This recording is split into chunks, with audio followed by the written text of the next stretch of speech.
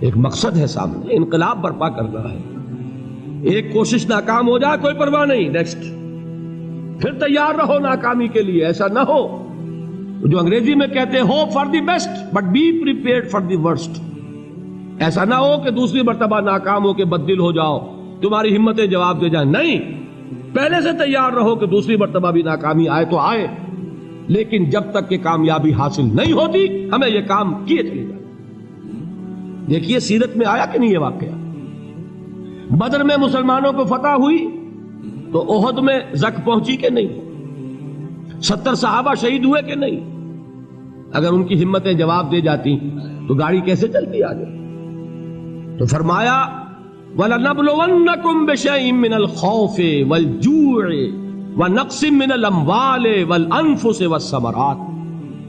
ہم تمہیں لازم آزمائیں گے خوف کی کیفیت سے، فقر و فاقے کی کیفیت سے، بھوک سے، جان کے نقصان سے، مال کے نقصان سے، محنتوں کے حاصل کے ضائع ہو جانے سے.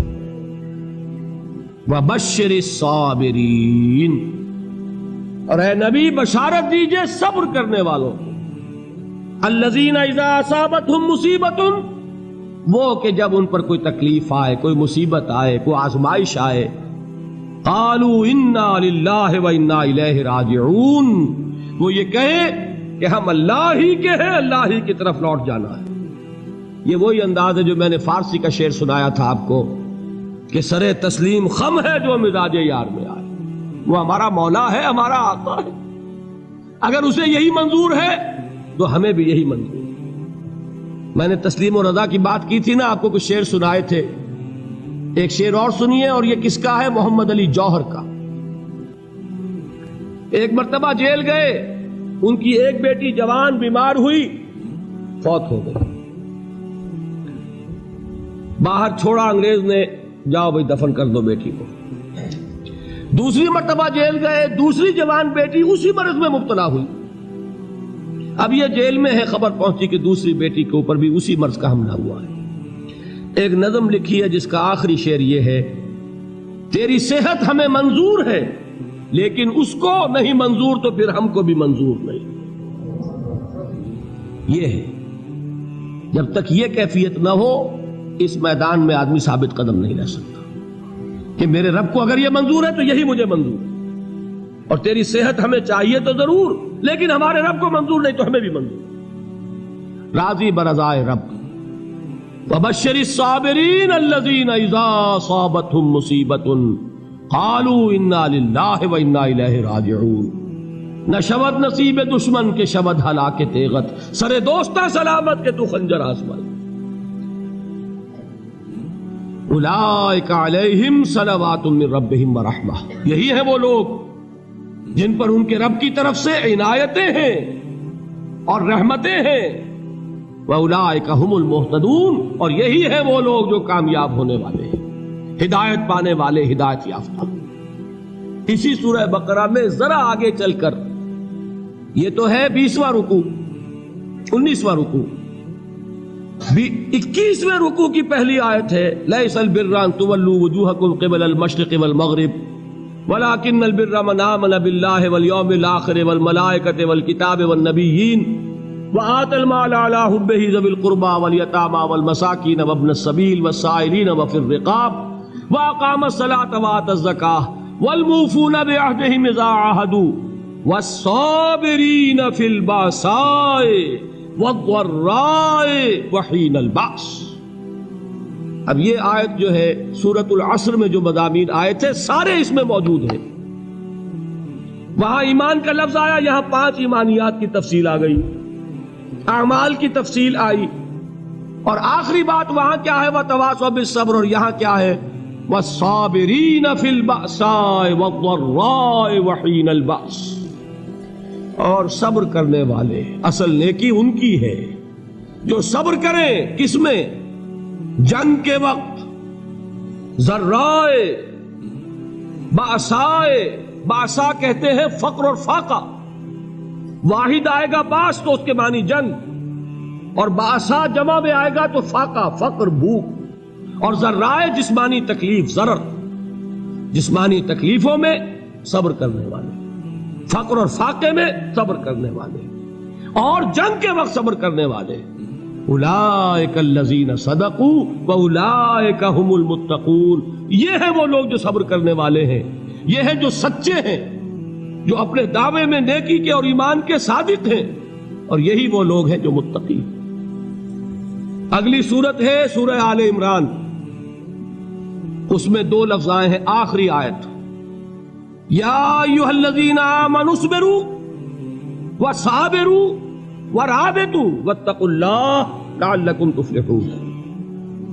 دیکھیے یہاں صبر اور صابر جو تعلق جہد اور جہاد کا ہے وہی ہے صبر اور مصابرت. صبر ایک طرفہ عمل ہے، آپ جھیل رہے ہیں، برداشت کر رہے ہیں. صبر علی المعصیہ، صبر علی الطاعہ، صبر علی الابتلاء، یہ سب کیا ہے؟ صبر. اور مصابرت کیا ہے؟ صبر کا صبر سے مقابلہ. یہ سورہ آل عمران اب وقت نہیں ہے، میں آپ کو سناتا اللہ تعالیٰ نے کیسے کیسے مسلمانوں سے کہا، مسلمانوں تمہیں زک پہنچی ہے تو انہیں بھی تو پہنچی تھی. ان کے 70 نہیں مارے گئے تھے بدر میں؟ ان کے حوصلے جو ہیں وہ تو پست نہیں ہوئے، وہ اگلے سال آ گئے تم پر چڑھائی کر کے. تم کیوں اتنا برا مان رہے ہو؟ تمہارے دل اتنے زخمی کیوں ہو گئے؟ تمہیں تکلیف پہنچتی ہے تو انہیں بھی پہنچتی ہے. اپنی غیرت جو ہے ہمیں ذرا اس کا جائزہ لینا چاہیے. لوگ باطل نظریات کے لیے کتنی قربانیاں دے رہے ہیں، لوگ باطل چیزوں کے فروغ کے لیے کتنی محنتیں کر رہے ہیں. جیسا کہ میں نے ابھی کہا تھا، اسی غیرت کو چیلنج کرنے کے لیے، ذرا آپ کی حمیت دینی کو جوش دلانے کے لیے، قادیانی نوجوان کتنی تعداد میں اپنے آپ کو دین کے لیے وقف کرتا ہے، اور آپ کتنے نوجوان ہیں جو اپنے آپ کو دین کے لیے وقف کرتے ہیں، اور ہوں وہ کھاتے پیتے گھرانوں کے لوگ. یہ نہیں ہے کہ اگر کوئی اور کام نہیں کر سکتا تو پھر یہ ہے کہ وہ دین کے کام میں لگ جائے. باصلاحیت لوگ، کھاتے پیتے لوگ، ذہنی استعداد رکھنے والے لوگ، اونچے گھرانوں کے لوگ وہ وقف کریں اپنے آپ کو دین کے لیے. اس کے بغیر کیسے باہر آ جائے گی، کیسے رونق آ جائے گی؟ تو دنیا میں باطل نظریات والے جو ہیں، یہ بات کہی گئی ہے، مسلمانوں تم اگر توحید کے لیے لڑ رہے ہو، دیکھتے نہیں ابو جہل کو، اس نے گردن کٹوائی ہے شرک کے لیے، شرک کے لیے گردن کٹوائے، اور تم توحید کے لیے گردن کٹوانے کو تیار نہ ہو. اس نے گردن کٹوائی کہ نہیں کٹوائی؟ اور کس طرح کٹوائی ہے؟ کیونکہ بڑا متکبر قسم کا، فرعون قسم کا شخص تھا. جب گردن کاٹنے لگے تو کہتا ہے ذرا نیچے سے کاٹنا، تاکہ جب تم نیزے کے اوپر چڑھاؤ میرے سر کو تو اونچا نظر آئے، معلوم ہو سردار کا سر. وہ بدبخت مرتے ہوئے بھی جو اس کی کیفیت تھی نا، اس کو ذہن میں رکھیے. تو یہ اس لوگوں نے قربانیاں دی، جانیں دی. تو فرمایا اگر تم ان سے زیادہ قربانی نہیں دو گے، یہ نوٹ کر لیجئے اس کو، مجرد اگر حق کو غالب کرنا اللہ کے ذمے ہو تو آنے واحد میں غالب کر دے گا، تمہیں تکلیف ہی دینے کی ضرورت نہیں. سمجھ رہے؟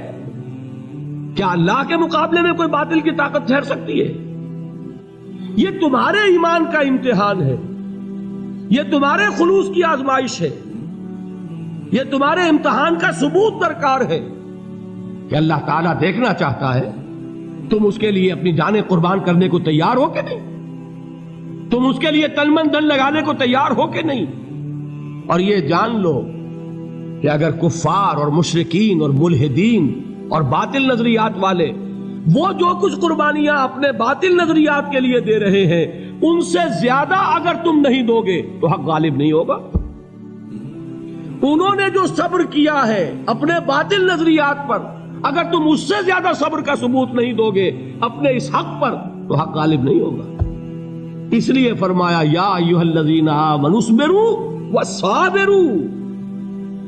نہ صرف یہ کہ صبر کرو، بلکہ صبر میں اپنے دشمنوں سے آگے نکلو، ان کے صبر سے بڑھ کر صبر کرو. ورابطوا، مرابطہ کہتے ہیں چوکس رہنا، ہوشیار، پہرا دو. ایسا نہ ہو کہ دشمن جو ہے غفلت میں تمہارے اوپر کوئی حملہ جو ہے کر بیٹھے. واتقوا اللہ، اور اللہ کا تقوی اختیار کرو، لعلکم تفلحون، تاکہ تم فلاح پاؤ.